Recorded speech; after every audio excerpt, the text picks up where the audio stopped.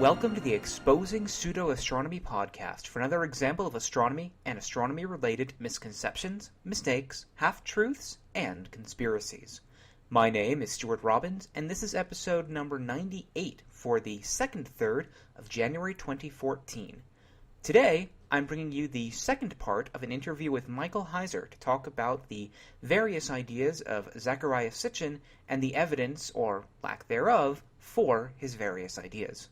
So you tend to approach things pretty differently than I, where I focus more on the astronomical plausibility of this unknown Planet X, whereas you focus more on the actual evidence that Sitchin put forward in order to make his case. With that in mind, what led you to address the material of Zecharia Sitchin in particular? On the last episode, we talked about sort of the idea of what led you to this in general. Was it really Sitchin that started you on it, or was it more that you were led to it by people's feedback to you? Well, once I started to hear from people more and more about Zecharia Sitchin, and again, jumped in and read the 12th Planet and whatnot, I was really impressed by the fact, negatively, that this guy had a huge following, that I didn't know about. And, of course, his own, book claims, on the back of the books, that, 70 million of these have been sold in X number of languages. I thought, well, this is unbelievable that, you could get this widespread of an audience for this stuff. But, once I thought about it, for a few minutes, it's like, well, who's going to say anything? I mean, how many geeks are there out there, like you, Heiser, that are going to A, care, and B, be working in these fields and feel that it's even worth your time, any time, to do this. And I really did honestly feel a responsibility to say something. And so out of that, the website, sitchiniswrong.com, was born. And I wanted to have a place where I could go, I could sort of cherry pick the most important claims in his system. Stuff about Nibiru and a 12th planet, Anunnaki, all that kind of thing. And have a place, a repository that I could direct people to and that people could find, on this thing we call the internet. So yeah, out of feedback, it really caught my attention, and I felt compelled to do something. So then, what are some of the what is the basis for his claims, and where does he get this idea of Nibiru and the Anunnaki and them being almost leprechaun-like in terms of mining gold and their obsession with gold and all this other stuff? I mean, what is the basis for it as far as what Sitchin claims? Yeah, he's claimed just about everything except starting the football program at Notre Dame for these guys. I'm going to try. This is going to sound odd, but I'm going to try to be a little charitable here. Okay. I think that he was reading. I don't think that Sitchin knew any of these languages. I don't think he did any of his own translation. I've been saying that for years, on different shows. What I think he did was, I think he started reading. He discovered at some point ancient Near Eastern literature. He was reading it in translation, was drawn in by the content, was fascinated by it, and he, again, I'm trying to be charitable here, and he imagined an interpretation of this material that essentially took it from what it was and projected it into the realm of science fiction, and then created a narrative for that, and then called it nonfiction, or sold it that way.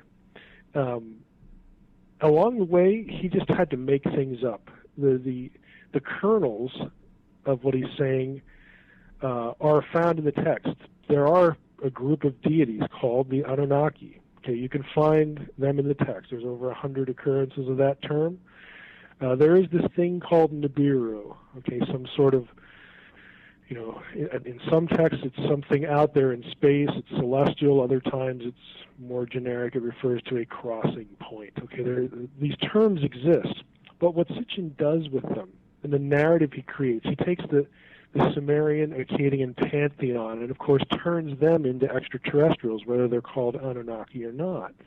Well, the Anunnaki must, I think they're extraterrestrials, so other gods, they must be extraterrestrials too. And then he writes a soap opera of them. He takes the ancient Near Eastern, mythological epics and sort of puts them into a modern narrative that includes the idea that these deities are extraterrestrial beings. Okay, you won't find any of the major ideas that Sitchin attributes to these beings, or this place called Nibiru, if it is a place. You won't find any of that in the text. Now, what I mean by that is, and this is part of why I created the website. Let's take Anunnaki. I made a website. It has a tab or a page on it devoted to the Anunnaki, where I do something that is terribly boring but terribly important. I create a video of me on my screen going to something called the Electronic Text Corpus of Sumerian Literature. Again, this is stuff that's free, it's online, it's the result of decades, centuries, over a century of scholarly effort to put this stuff, into translation, transliteration, readable form. Now it's on the internet. You can go there yourself. I made a video of me going to this site, typing in the term for the Anunnaki, running the search, and then showing what to do with the results. Okay, you get the results here. You get the list of all the places in the Sumerian literature where Anunnaki occurs.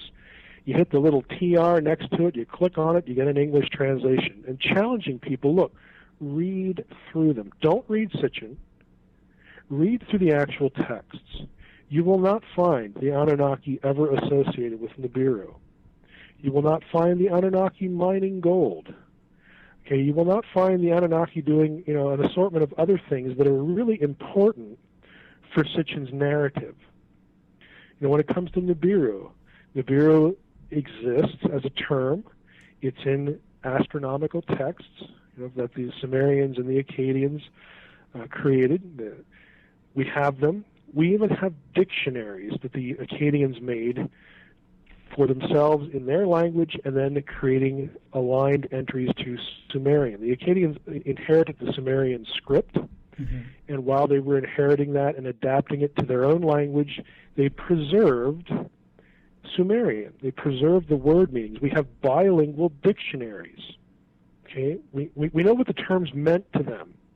It didn't mean, in the case of Nibiru, a 12th planet, a planet beyond, I like to say beyond Saturn, because all of the astronomical texts that we have from these civilizations, and there's a lot of it, there are no known planets beyond Saturn.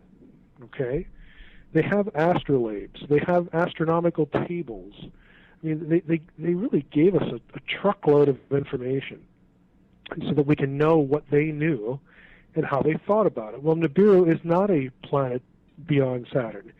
It's associated either with Jupiter in one text, and in another text it's associated with Mercury. You say, well, how can that be? Did they get it wrong? Well, it depends on what you think the term means. Does it refer to a conjunction? Does it refer to an appearance? Does it refer to a body? Again, there is some ambiguity there because of how the term's used. But I can tell you what it isn't used for.